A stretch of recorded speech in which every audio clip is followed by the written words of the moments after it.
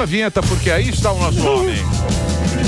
No programa de hoje, o cara que já pulou do cavalo e voltou pro cavalo. Fernando Holliday, o negro de estimação da direita. Historiador, cientista político e atual estudante de medicina. Você sempre tem que ter algo de que você não abre mão, princípios que você não abre mão. O astuto Fernando Holliday.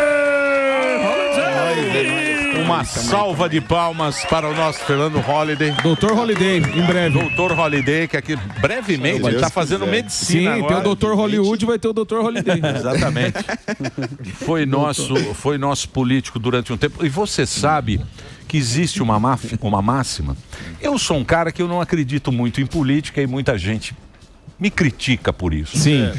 Eu sou um ser humano que acredita na Bíblia e naquilo que diz a Bíblia, que é maldito o homem que crê em outro homem. Sim. Eu acho que ninguém melhora a vida de ninguém a não ser a gente mesmo, que pode um pouco melhorar a nossa vida. Tá certo. Né?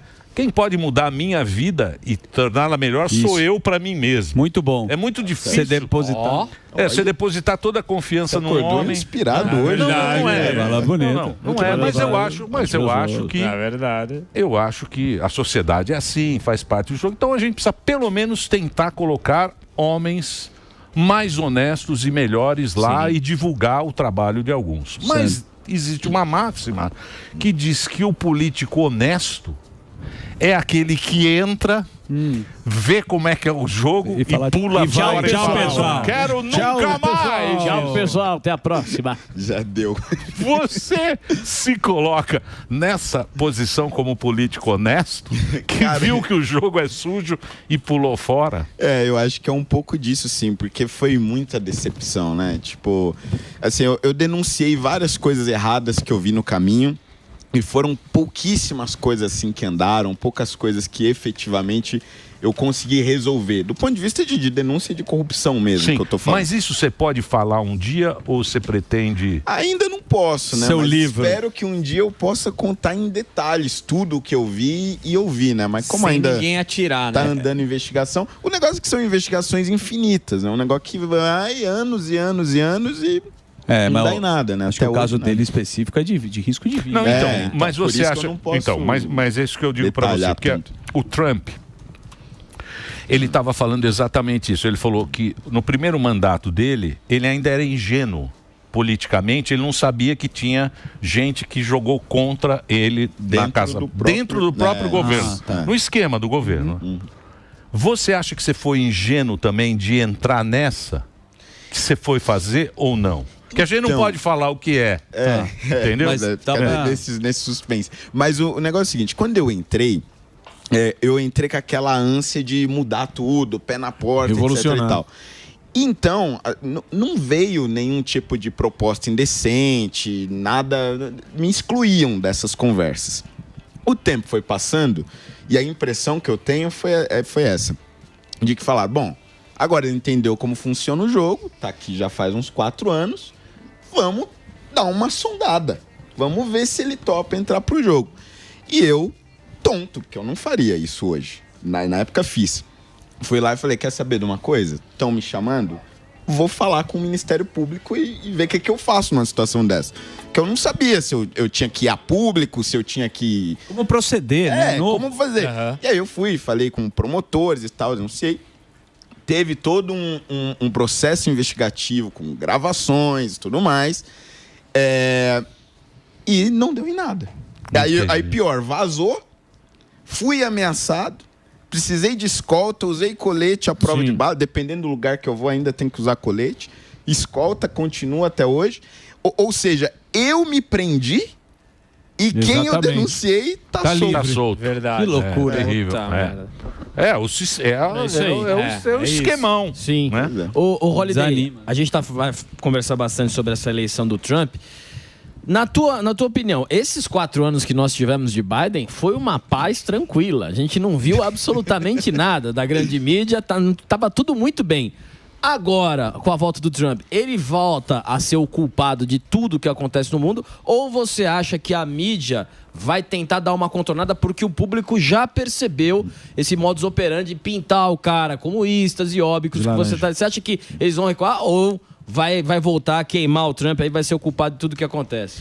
Então, me parece que eles vão dar umas férias pro Trump, pelo seguinte: em 2016, quando ele ganha, óbvio que teve todo aquele alvoroço, ninguém esperava, as pesquisas erraram, inclusive nessa erraram de novo também, só que daquela vez ele não tinha ganhado no voto popular.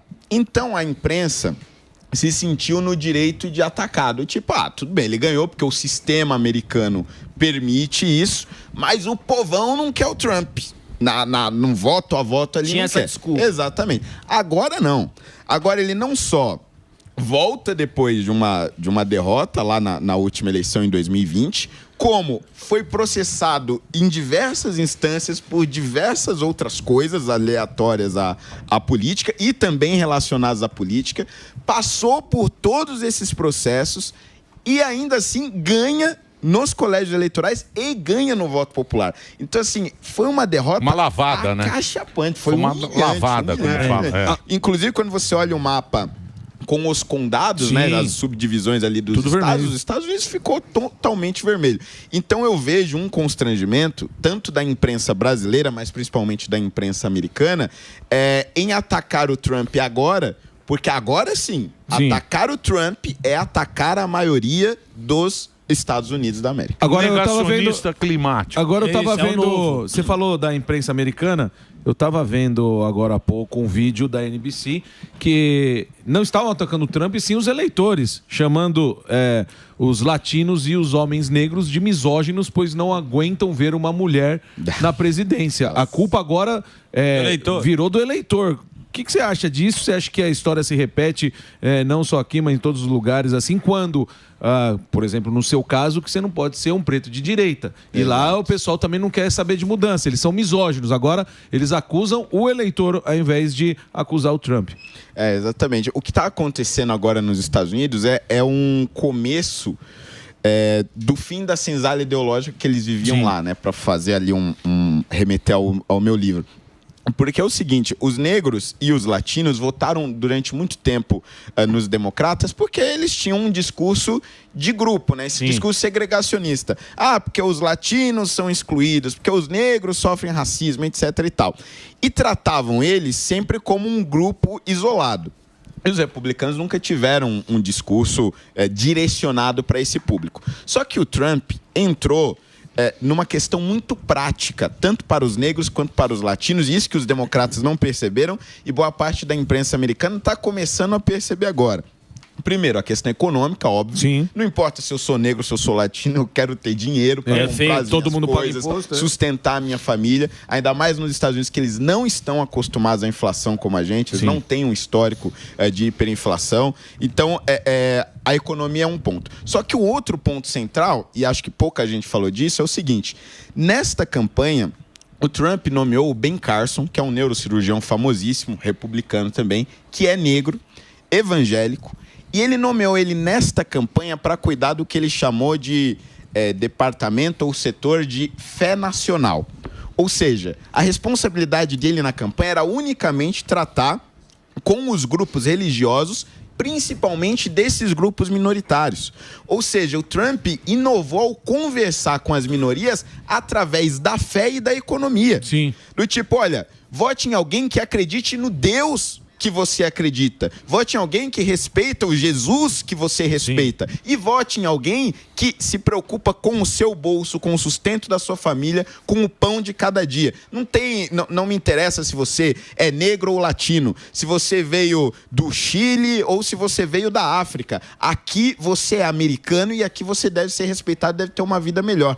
E isso teve um efeito infinitamente maior do que esse discurso da esquerda de separar todo mundo e de segregar todo mundo. E se a imprensa insistir nisso, e se os democratas insistirem nisso, vão continuar perdendo. E a Câmara ainda escorregou, né? Gritaram, falaram de Jesus no começo, você está no começo errado. Ainda ajudou, empurrou o contrário ainda, né? Exatamente. Mas isso aí vocês não acham que é? Porque, por exemplo, se você for pensar bem, você pega o Trump. O Trump é um bilionário. Sim. O Trump é um cara de elite. Sim. E a própria Kamala Harris, ela é filha de imigrante.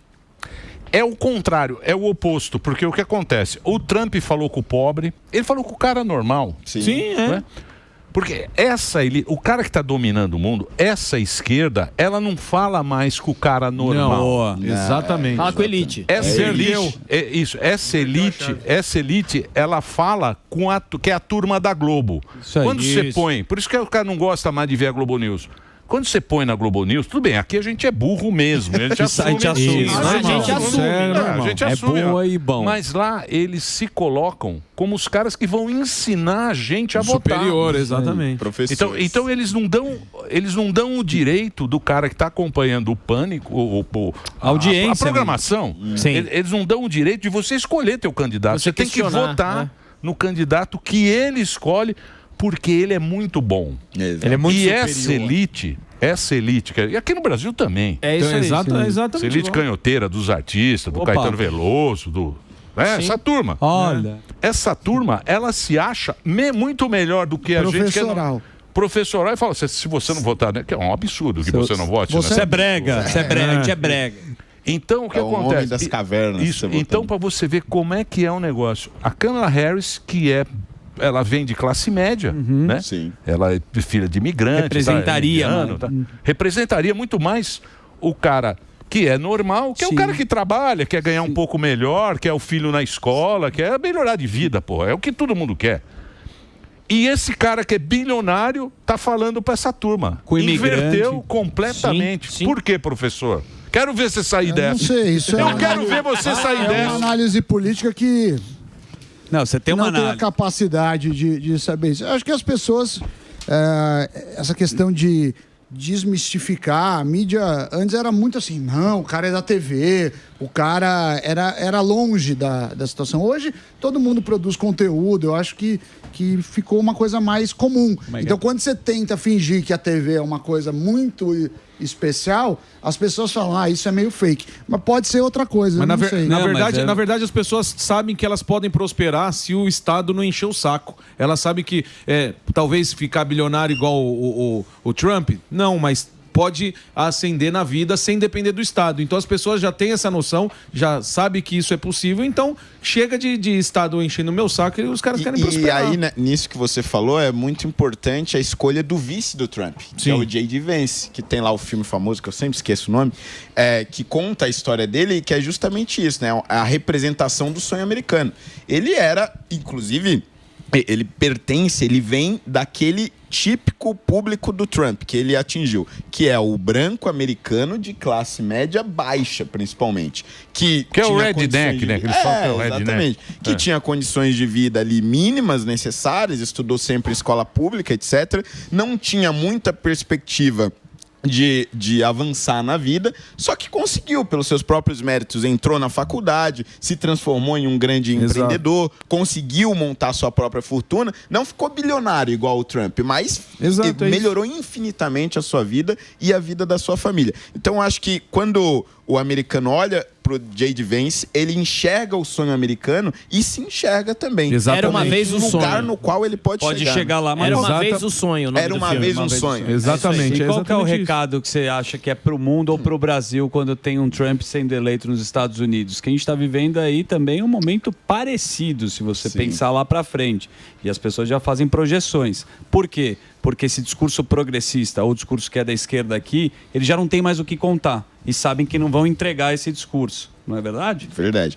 Inclusive, às vezes parece meio místico, né? Quando a gente fala que o Brasil imita os Estados Unidos, porque 2016 veio o Trump, 2018 Bolsonaro, aí volta os partidos democratas com o Biden, depois vem o Lula, etc. Então agora muitos estão falando que a direita pode voltar de novo no Brasil. Só que isso acontece justamente porque a direita que surge agora, e não é só no Brasil, nem só nos Estados Unidos, porque a gente tem exemplo na Argentina, no Uruguai, quando a gente vai para a Europa também, na Itália, a gente encontra isso, é uma direita que conversa muito mais com este público comum, o trabalhador do dia a dia, do que a esquerda. E era o inverso antes. Antes de chegar Ronald Reagan, por exemplo, a direita que a gente tinha era uma direita elitista, que conversava somente com as elites, tinha uma dificuldade muito grande de falar com o povo, e daí que veio essa mentalidade que direita era para os ricos, esquerda era para os pobres, e agora se inverteu esse papel.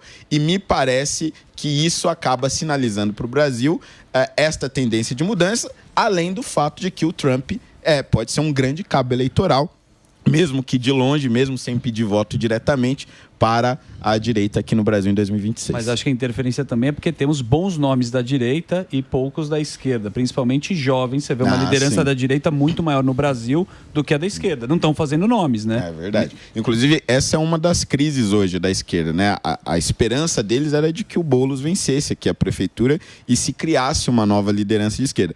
Quando ele perde, fica um deserto de nomes. Você tem ali em Recife o João Campos, que tá brigando com o Boulos agora. Que tá brigando com o Boulos. A esquerda começou a brigar. Só que a esquerda não considera o João Campos de esquerda o suficiente. Exatamente. Mas seria o novo teatro da Tesoura aí, não? O Boulos, tipo isso. Então, mais ou menos por aí. O Boulos aqui foi igual a Câmara lá. Sim. Só ganhou lugar de rico. Sim, é exato. Ele não ganhou no bairro dele. Ela só ganhou lugar de rico. O vizinho dele não votou nele. O Boulos só ganhou em lugar de rico. A Câmara é Hollywood, né? E é a nossa Globo aqui, parece com Hollywood que apoia. Social-democrata, meu amor. Se eu estivesse na Europa... Sapato sem meia. Seria um social-democrata. Sapatinho sem meia. Mas será, Holiday, será Deixa eu só fazer um break. Vamos fazer um break. Por favor, posso fazer? Vamos lá no pique, meu Deus. Posso fazer um break? Se você fosse um europeu, você seria um social-democrata. Eu entendi. Seria, hein? Vamos fazer um break, rapidinho. Vai lá, break. Holiday, mas você acha que a história se repetir, poderá se repetir aqui em 2026? Porque assim, lá nos Estados Unidos a gente viu que as redes sociais, elas tiraram o pé do acelerador na questão de boicotar a direita lá. Então, você acha que... Tá certo? Foi na mesma entonação. Saiu. A direita lá, tá certo. Tá agora nessa questão aí, você acha que as redes sociais aqui no Brasil vai dar uma desacelerada também? Vão deixar a rede solta? Me parece que sim, pelo seguinte, primeiro que o Twitter está com Elon Musk, que já tem isso como um ideal, né? E coloca isso, não esconde isso, da liberdade completa de discurso e tudo mais. Então, o problema ficava com o Zuckerberg, que está lá com o Instagram, o Facebook acho que ninguém usa, né? Só não tem muita força, não é verdade. Talvez. Mas o Facebook acho que já não é mais não está mais no radar. Sim. Mas o Instagram, que fica com o Zuckerberg, me parece que vai liberar um pouco mais pelo seguinte: nesta campanha, muito antes do Trump, né, ter avançado tanto assim, apesar das pesquisas terem errado de novo. O Holiday, ele acabou de postar isso aí, o Zuckerberg, que ele quer trabalhar junto com o Trump. Exatamente. Tá querendo uma proximidade bem maior. Pulou pra cá. Isso agora que ele ganhou. Não, então, agora aí pulou do Holiday. Volta lá. Parece você, tá parecendo o Holiday. Olha lá. Ele quer voltar pro braço do vovô. E aí? Mas e a questão da caneta aí? Mas o negócio é o seguinte, o que eu ia dizer é o seguinte: antes do Trump ganhar, o Zuckerberg procurou pessoas para trabalharem na Meta que tivessem conexões com o Partido Republicano. Foi a primeira vez que a Meta, o antigo Facebook, Instagram, etc., teve este tipo de preocupação. Porque antes era tipo assim, democratas de cabo a rabo, entendeu? Não havia nenhuma preocupação de haver uma interlocução com lideranças de direita. Então me parece que se isto aconteceu lá, poderá acontecer aqui. Claro que são realidades diferentes, a questão judiciária e tudo mais. Só que o fato da rede social em si se dispor a criar conexão com diferentes lideranças ideológicas, eu acho que já é um bom sinal. Mas eu acho que os caras vão, de uma maneira ou de outra, rede social, né? Sim. Vai ser controlado. Vai ser controlado. Não tem como ser a casa da Maria. Mas os Estados Unidos é um termômetro agora, com as Big Techs tentando a liberdade. Mas vão arrumar um jeito de controlar. Porque é muito poder individual. Ah, sim. Entendeu? E é muito... A imprensa perdeu poder. Sim. Verdade. Certo? Por quê? Porque aquilo a gente leu aqui, que o Jeff Bezos falou. Ele comprou lá o Washington Post. É isso aí. E aí ele sacou. Ele falou, porra, jornalista só fala com jornalista. O jornalista, ele tá preocupado com a opinião do outro jornalista. Aí eles ficam na bolha deles, ali, ó, conversando entre eles. Massageando. Não vê o que é o povão. Porém, o povão, pela rede social, entra muita mentira.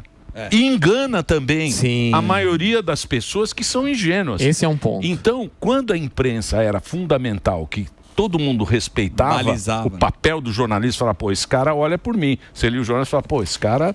Hoje em dia, não tem mais isso. Não tem conexão. Mas vai ter que existir uma maneira...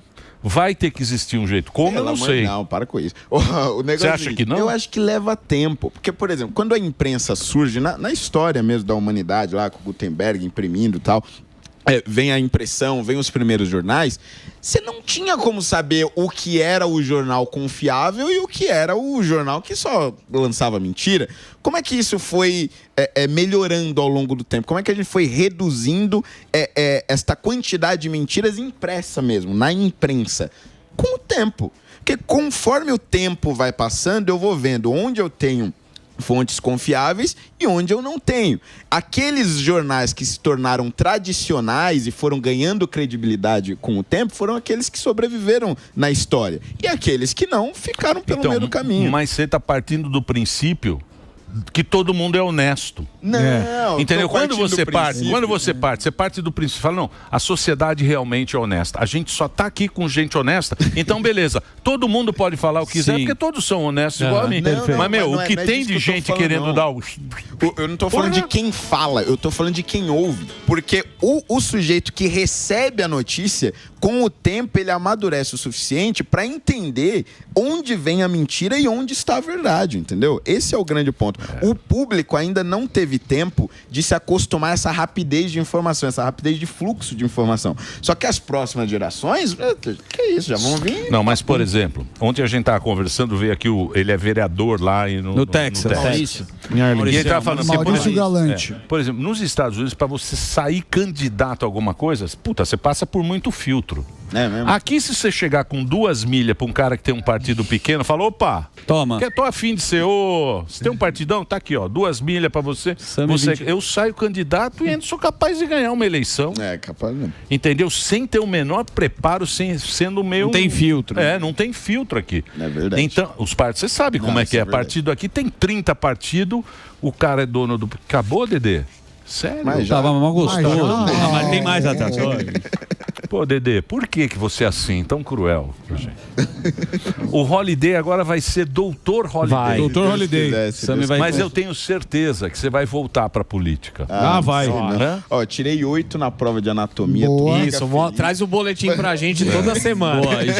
Vai trazer. Uma nota boa em anatomia, pra mim, traz muito mais felicidade do que aprovar um projeto ou ganhar uma eleição. Bonito. Fazer exame médico. Senão você vai ter que usar jaleco à prova de bala. Mas você sabe que a gente vai obrigar você a vir aqui sempre pra falar de política. No dia de prova. É isso aí. Fazer exame médico no SAMI. Tá aí o Fernando Holiday, conversou com a gente, ele que participa agora aqui do Pânico, tá sempre aqui com a gente. Obrigado, meu velho. Valeu, nóis. Boa sorte pra você lá. Bom,